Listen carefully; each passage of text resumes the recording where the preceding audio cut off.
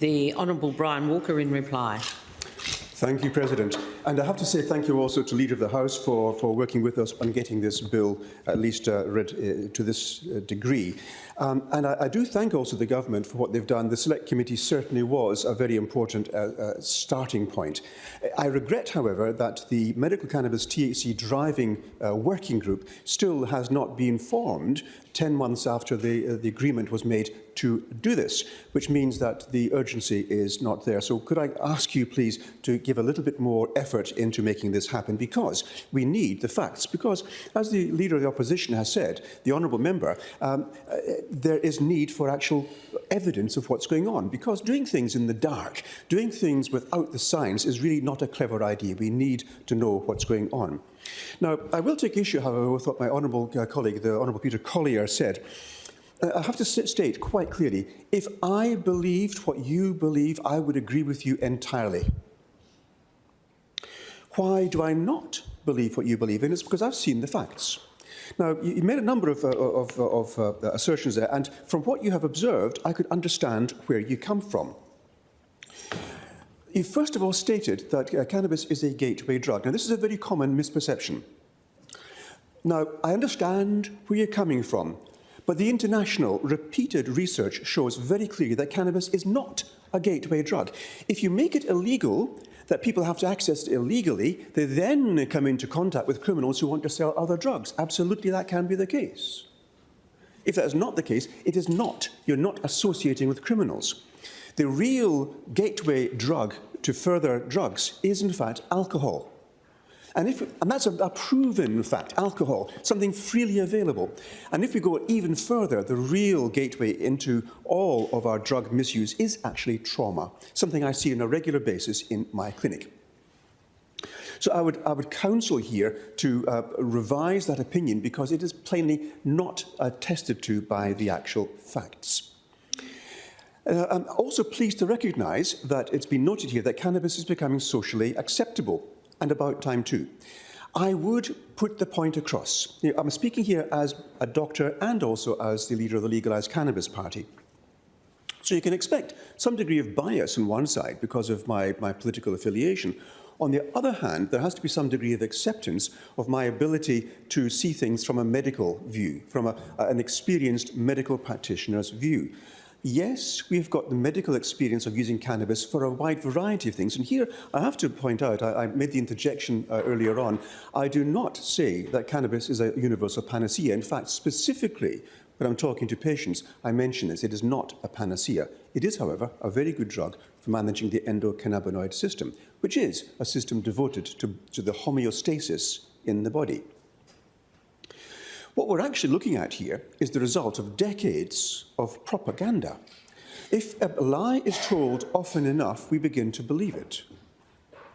And this is something we need to actually stand up against, because we need to stand for truth. We need to stand for science. And so I very much value the input of people with different points of view, because then we can discuss them from the point of view of what are the actual facts, not what are the prejudices or the biases which manipulate your thoughts into a particular course of action.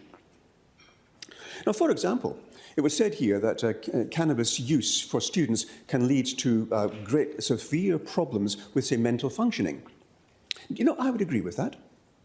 I absolutely would agree with that. If we are going to treat cannabis as an illicit substance, then we can say, use of the illicit substance resulted in this. What, I ask, however, is the result when we have a legal substance, alcohol, and it destroys the ability to function, especially given to young people with growing brains?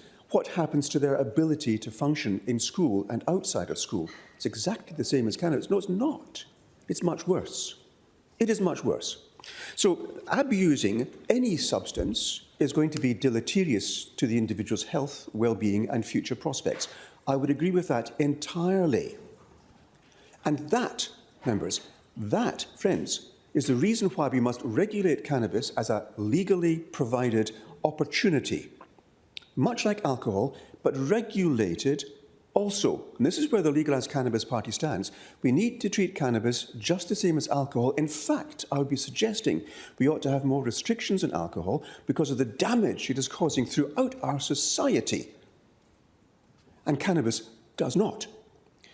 Alcohol given to the growing brain in indigenous communities is one reason why we have such a lot of problems in the remote and rural regions. Parents who are drinking alcohol during pregnancy are causing a surge of patients I call them patients, into Banksia Hill. And we have a terrible trouble in managing the social complications due to alcohol. Were we to make cannabis illegal, and were it to be regulated such that under 18s had no access to this, much like we do with alcohol, if at all possible, what, I ask you, consider for a moment, what would happen in Northbridge? How would the policing change? How would business change? Would we be able to access that after midnight for a pleasant night out with friends without the fear of being king-hit by someone who has taken alcohol on board? Has it ever happened when someone has been high on cannabis? Now, I have to make a statement here. I thoroughly disapprove of using anything to get high. It's just not a good idea. We need to have our brains, our wits about us. We need to use what we have available properly. Much like, as you have probably noticed when I'm in the dining room here, I will enjoy a glass of gin and tonic. I don't drink the whole bottle. I did once. Never again. And that could have killed me. Had I taken a whole load of cannabis, which, by the way, I've never, ever, ever used, had I done that, it wouldn't have nearly killed me. It can't. So there's a marked difference between what we tolerate socially and call legal and what we tolerate socially but call illegal. And that, plainly, is wrong. So I do much appreciate that at least minds are now open to consider this possibility, because we need to follow science, we need to follow facts. What we do not need to do is to follow propaganda and innuendo and pseudo-facts. Let's take, for example, why do we call cannabis illegal just now? Why is it dangerous? Why do we call it, for example, a narcotic? Now, bearing in mind, I have said that internationally, we have laws which state that cannabis is a narcotic, and that, as I have said before and repeatedly, is a lie. It's a pharmacological lie. It's been propagated by politicians and lawyers who want to make this impossible to achieve. Why? Why? Well, the answer was the original reason for this being made so unpopular in the US was because they wanted to prevent women from associating with Negroes who might then appreciate jazz and smoke cannabis. The speech by Henry Anslinger in 1930-something is an example of a racist, xenophobic rant which would have brought joy to the face of any Ku Klux Klan member. And anyone now who continues on that path to support this as an illegal substance is actually supporting a racist, xenophobic point of view which has no place in civilized society at all. Not then, and especially not now. The FBI then wanted to say, right, let's find a way of oppressing, because alcohol, you see, had now been legalized again, so all the alcohol runners were out of a job, but also the FBI agents chasing the alcohol runners were also out of a job. How do you find a job for 7,000 FBI agents? Well, let's pivot to cannabis. That way they could continue oppressing the Hispanics and the Negroes in the southern states of America with impunity. And that racist mentality exists today. Are we aware that the illegal approach of using cannabis was a justification used by Nixon for oppressing the students who were opposing the Vietnam War, a war which was created illegally and in which thousands of young people died on all sides? Economies were destroyed. And they blamed the ones who were asking for peace and freedom in the world. They blamed them and said they are they're cannabis-smoking hippies. And they used the use of cannabis there as an epithet. We must attack these people because they're not like you, they're drug users. And therefore you can discount what they're saying about the war, which we are going to win because we're on the side of right, we're on the side of capitalism, and communism is bad. And this is what we tolerate now in our society. This is entirely inappropriate, intolerable, and also undemocratic. We need to follow the science. Now, the science, as I have discovered, has shown how wonderful this preparation actually is. Now, I'll say again, for the purposes of all in society, abusing cannabis is not acceptable. It's not a sensible thing to do. It does do damage if you're going to abuse it. Giving high-dose THC to young growing brains is a good way of ruining a young growing brain. We don't want that. We want to regulate the use of a healthy healing herb which can be abused, such that it can be enjoyed socially in a much safer way than alcohol currently is.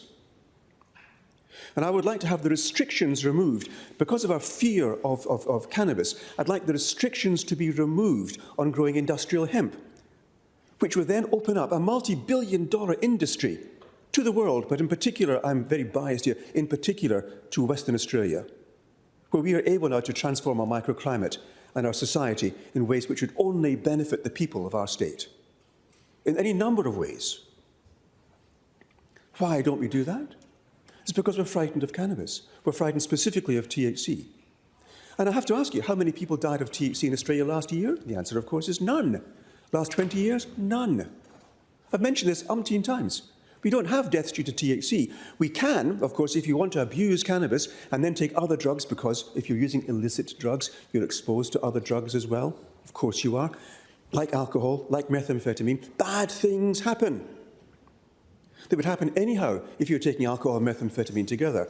Ask those who have passed away on our roads once you can. How can you possibly manage to drive your car safely if you're going to be using something as nasty as these drugs? You don't want to do that.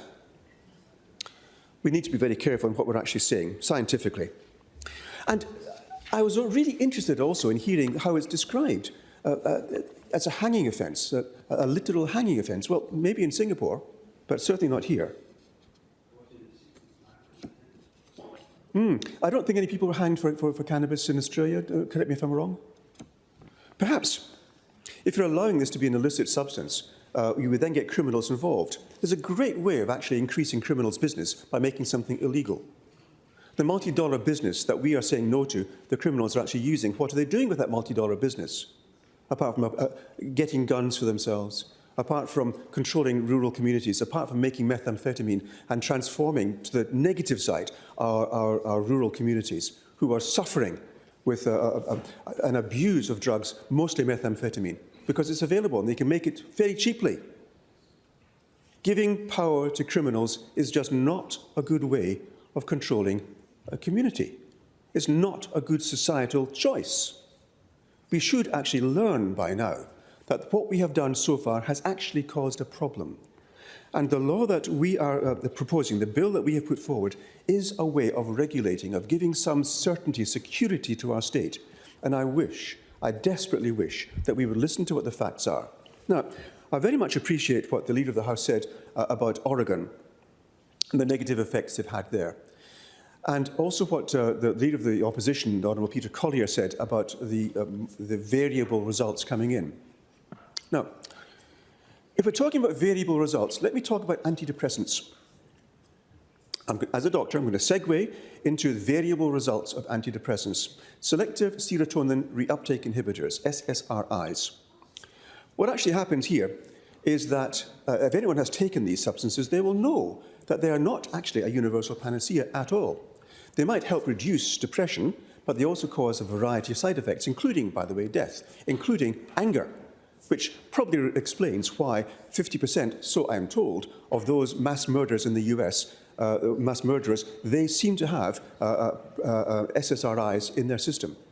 So the anger might be predisposed to by taking drugs, which are essentially used. I've prescribed kilos of them, kilos of SSRIs. There are adverse effects.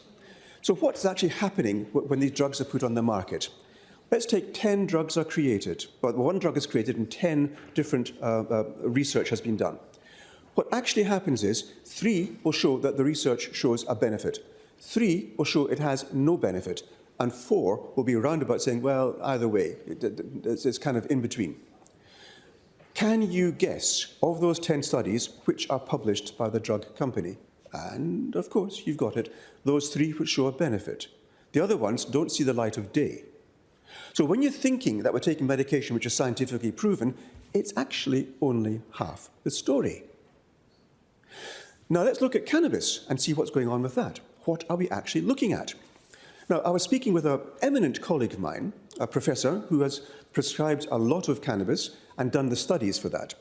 And I've asked him about what we're getting out of the US. And he says, oh, that is an absolute dog's dinner. Because the research that is being done there, with their approach to cannabis and the freedom that they've actually got, you might say it's good on the one hand. On the other hand, they're getting very, very sloppy research. So we've got to look very carefully at what's going on there. And this is why, again, I say we must look at the research and assess it properly with an open mind.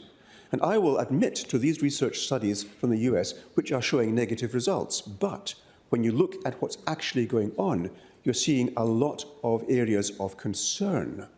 We need to do more valid scientific research. And you know what? I think Australia is the best place to do that, because there are instances where scientists have done the wrong thing, of course. But in general, when it comes out of Australia, I'm relatively certain that the research there is valid. Even then, we're going to get different results because we know that observer bias influences the outcome of the research. So we have to be careful with this. But what I will absolutely state is that in my almost 4,000 cases of patients with cannabis just now, I have had, on the fingers of one hand I can count, the number of people who have had adverse effects. And were they major adverse effects? No. I've had one case of psychosis. One case of psychosis. And that was of someone who was actually predisposed in the first place. So what I'm asking for here, and what is going to be voted down, of course, but what I'm asking for here is that we look at this with open eyes, with a clear mind, and with the recognition that our conditioning has led us to think in a certain way that does not reflect reality. And I would ask this House to take that into effect, into their thinking. This bill will not pass, but I am very hopeful that in the near future, sane minds will look at this again, because the benefits to our community far, far outweigh the relative risks of allowing cannabis to become legal. Far, far outweigh the risks and result in reduced drunkenness, reduced violence in the streets, reduced domestic violence, increased gross domestic product, I would assume, because we're now able to then use the full plant to its benefit. For example, I've said this many times before, the $23 million yield from a hectare of cannabis or industrial hemp on an average acreage here in Western Australia. $23 million, if you can use the full plant. Why would we not want to make use of that? And so I thank the House here, not just for listening to me today, but also for the last 3 years. And I'm hoping for the next 5 years, when we're going to be hearing this again and again, me calling for open minds, a scientific approach, and looking at the truth of the issue. And with these few words, I'll thank the House and sit. Members, the question is the bill be read a second time. All those of that opinion say aye. Aye. To the contrary say no. No. I think the noes have it.